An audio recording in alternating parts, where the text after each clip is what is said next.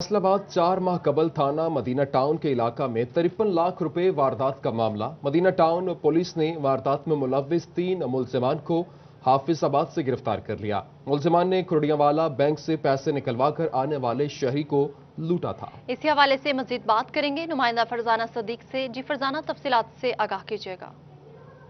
जी बिल्कुल, 4 माह कबल थाना मदीना टाउन के इलाका की नाल रोड पे शहरी से 53 लाख रुपए की वारदात करने वाले 3 मुलजमान मदीना टाउन पुलिस ने गिरफ्तार कर लिए हैं। 3 डाकुओं ने आज से 4 माह कबल शहरी को उस वक्त लूटा जब वो खुड़िया वाला एक निजी बैंक से 53 लाख रुपए की रकम निकलवा कर घर की तरफ वापस आ रहा था। डाकुओं ने न सिर्फ उससे रकम छीनी बल्कि मुजाहमत पर फायरिंग भी कर दी थी, जिससे शहरी खुद तो महफूज रहा था, लेकिन डाकू 53 लाख रुपए लेकर जाने में कामयाब हो गए थे। तहम दूसरी जानब वाकई का मुकदमा भी थाना मदीना टाउन में दर्ज था। पुलिस के मुताबिक तीनों मुलजमान को हाफिजाबाद पुलिस ने गिरफ्तार किया था, लेकिन जब उनसे तफ्तीश की गई तो उन्होंने इंकशाफ किया कि 53 लाख रुपए की वारदात वो मदीना टाउन के इलाके में भी कर चुके हैं, जिसके बाद मदीना टाउन पुलिस उनको हाफिजाबाद से फैसलाबाद लेकर आई है और यहाँ पर उनको फैसलाबाद की जेल में मुंतकिल कर दिया गया है और तमाम तर मामले की जो इंक्वायरी है वो डीएसपी सीआईए को सौंप दी गई है। वो तमाम तर मामले की तहकीकात करेंगे, तफ्तीश करेंगे और उसके बाद डाकुओं से बरामद होने वाली रकम मुतासरा शहरी को लौटा दी जाएगी। मुतासरा शहरी को लौटा दी जाएगी। बहुत शुक्रिया फरजाना सिद्दीक हमारे साथ मौजूद थी। फेडरल बोर्ड ऑफ रेवेन्यू ने माली साल 2020-21 के लिए तनख्वाहदार तबके और छोटे ताजिर के लिए इनकम टैक्स गोशवारे में तब्दीली कर दी, जबकि टैक्स दहिंदगान टैक्स आसान ऐप के जरिए अपनी रिटर्न्स फाइल कर सकेंगे। इसी पर मजीद बात करेंगे नुमाइंदा उमैर असमत से। जो उमैर, तफसीलात से आगाह कीजिएगा। जी, फेडरल बोर्ड ऑफ रेवेन्यू की जानिब से इनकम टैक्स रिटर्न्स की वसूली का सिलसिला शुरू कर दिया गया है माली साल 2020-21 के लिए, और इस हवाले से जो तनख्वाहदार तबका है उनके लिए इनकम टैक्स रिटर्न उनका जो फॉर्म है उसमें तब्दीली की गई है और उसको मज़ीद आसान बना दिया गया है। गुज़श्ता साल तनख्वाहदार तबके की इनकम टैक्स रिटर्न्स के हवाले से बहुत से एतराज़ात और बहुत सारी गलतियाँ सामने आई थी, जिसके बाद एफबीआर की जानिब से रवां साल के लिए इस गोशवारे को मज़ीद आसान कर दिया गया है, जबकि इस हवाले से टैक्स आसान ऐप भी मुतारिफ करवाई गई थी और जितने भी टैक्स गुजार हैं या सैलरी पेशा तबका है वो अपने मोबाइल फ़ोन में टैक्स ऐप इंस्टॉल करके अपना जो सालाना इनकम टैक्स रिटर्न है वो आसान टैक्स ऐप के ज़रिए अपना गोशवारा जमा करवा सकेगा। इसी तरह जो छोटा ताजर है जिनका टर्नओवर 1 करोड़ रुपए से कम है तो उनके लिए भी जो सालाना इनकम टैक्स रिटर्न है उसके फॉर्म में तब्दीली करके उसे मज़ीद आसान फहम बना दिया गया है। जी ठीक है, बहुत शुक्रिया उमैर, आपने हमें अपडेट किया।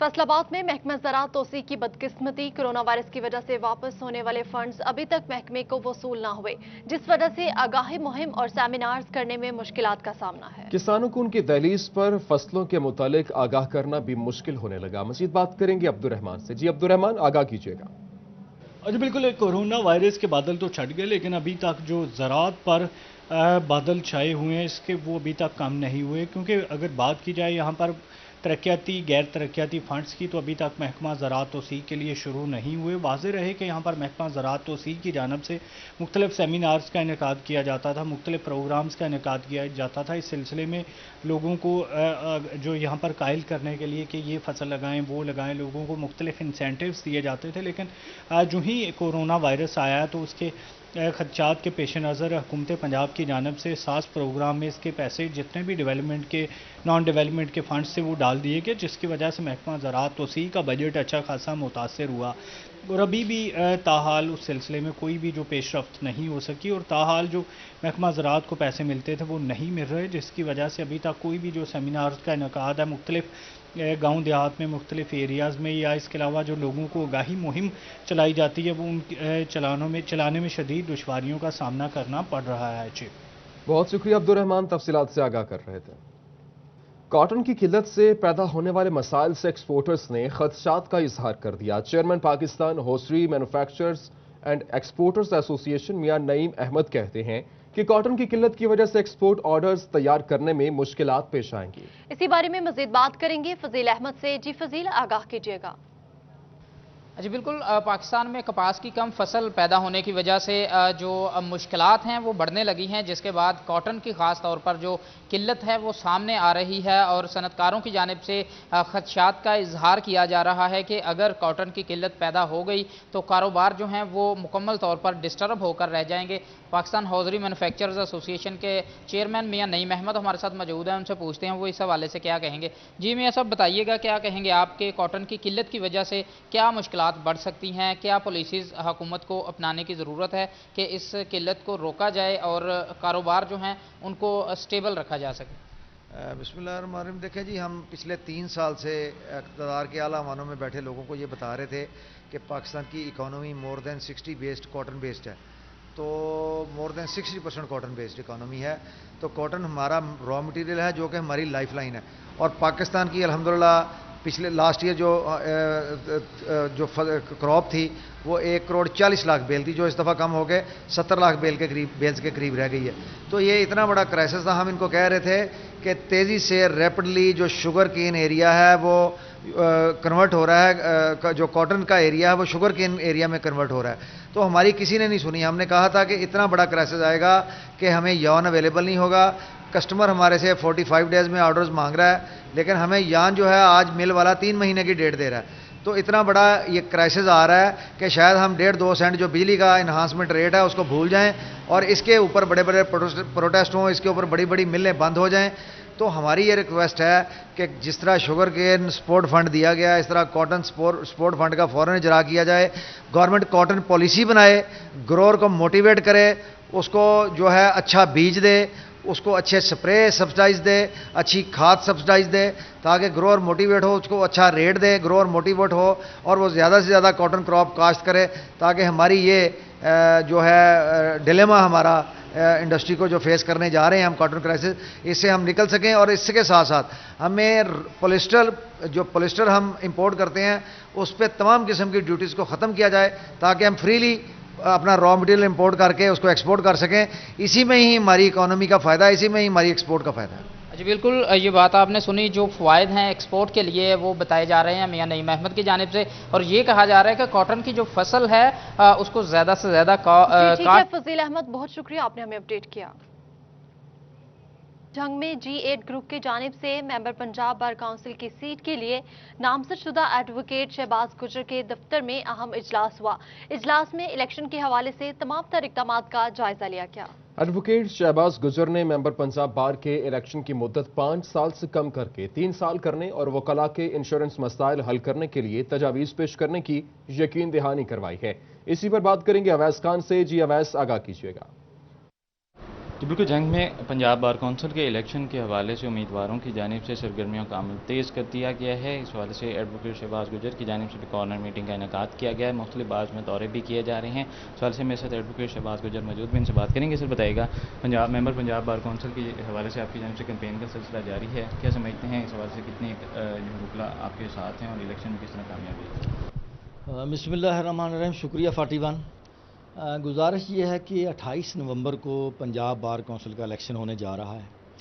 یہ 5 سال بعد عمل میں آتا ہے، جس میں وکلا برادری آئندہ 5 سالوں کے لیے اپنی قیادتوں کا انتخاب کرتی ہے۔ تو اس حوالے سے ہمارا G8 گروپ جو ہے سب سے بڑا گروپ ہے جنگ میں، انہوں نے مجھے امیدوار پنجاب بار کونسل نامزد کیا ہے۔ تو اس حوالے سے پورے ڈویژن کی 14-15 بارس ہیں، وہاں پر میں متعدد مرتبہ وکلاء سے مل چکا ہوں۔ الحمدللہ میں پریکٹسنگ لائر ہوں، اور وکلا کمیونٹی کی طرف سے بڑا ہی پازیٹیو رسپانس آ رہا ہے، کیونکہ پریکٹسنگ لائر کو وکلا جو ہے وہ انتہائی پسندیدگی کی نظر سے دیکھ رہے ہیں۔ سارے جو کنٹیسٹ کر رہے ہیں میرے بھائی، سارے قابل احترام ہیں، ہر آدمی کا اپنا ایک سچ ہوتا ہے، تو صداقت تو انہوں نے ڈھونڈنی ہے۔ اب گزارش یہ ہے کہ پنجاب بار کونسل اعلیٰ اختیاراتی ادارہ ہے ہمارا، جو پوری پنجاب کی بارس کو چلاتا ہے۔ تو اس حوالے سے ایک میری یہ تجویز ہے کہ اس کی جو ڈیوریشن ہے وہ 5 سال انتہائی زیادہ ہے، جبکہ تحصیل بار ضلعی بار 1 سال ڈیوریشن۔ انشاءاللہ اگر میں پنجاب بار میں انٹر ہو گیا، دوستوں کے جیسا کہ امکانات روشن ہیں دوستوں کے تعاون سے، تو انشاءاللہ تعالیٰ پنجاب بار کی ڈیوریشن میں 3 سال تک کرواؤں گا، اور اس کی اپلیکیشن بھی اپنے سے شروع کرائیں گے ہم، کہ موجودہ جو ہاؤس ہے وہ 3 سال وہ تاکہ نوجوان لوگوں کو آگے آنے کا موقع ملے. تو یہ 5 سال جو ہے اسٹیگنیشن جمود طاری ہو جاتا ہے اور یہ میں سمجھتا ہوں کہ اس قدر پسندیدہ بات نہیں ہے. باقی یہ ہے کہ ہمارے وکلا جو ہے وہ بیچارے 45-50 سال تک پریکٹس کرتے ہیں اور پنجاب بار کونسل میں ایک انشورنس ہے, بنول فنڈ ہے, یہ ساری جو چیزیں ہیں اس کو انشاءاللہ ماڈریٹ کرائیں گے. ابھی جو ہے ہمارا ایک وکیل صاحب 45 سال کے بعد جو ہے وہ جب اگلے جہان رخصت ہوتا ہے پریکٹس کر کے, ابھی چند مثالیں سامنے ہیں, اس کی بیوہ کو 16,000 روپے انشورنس ملی. یار اس سے بڑا سنگین مذاق کیا ہو سکتا ہے. تو پنجاب بار کونسل جو ہے وہاں پر بھی ایک مافیا ہے اور اس کا پاکستان بار کونسل اور پنجاب بار کونسل اچھے لوگ بھی ہیں, بہت سارے ہیں, لیکن مافیا بھی ہے اور ان کا قبلہ درست کرنے کی ضرورت ہے. بہت شکریہ, تفصیلات سے آگاہ کر رہے تھے. چنیوٹ میں نمبردار ایسوسی ایشن کے ضلعی عہدیداروں کی حلف برداری کی تقریب میں صوبائی صدر نمبردار ایسوسی ایشن پنجاب رانا عبدالرحمان نے شرکت کرتے ہوئے ضلعی اور تحصیل کابینہ سے حلف لیا. صوبائی صدر نمبردار ایسوسی ایشن پنجاب رانا عبدالرحمان کہتے ہیں نمبرداروں کے مسائل کے حل کے لیے متحد ہیں. مزید ان کا کیا کہنا تھا, اسی پر بات کریں گے نمائندہ سٹی 41 عبدالقدیر سے.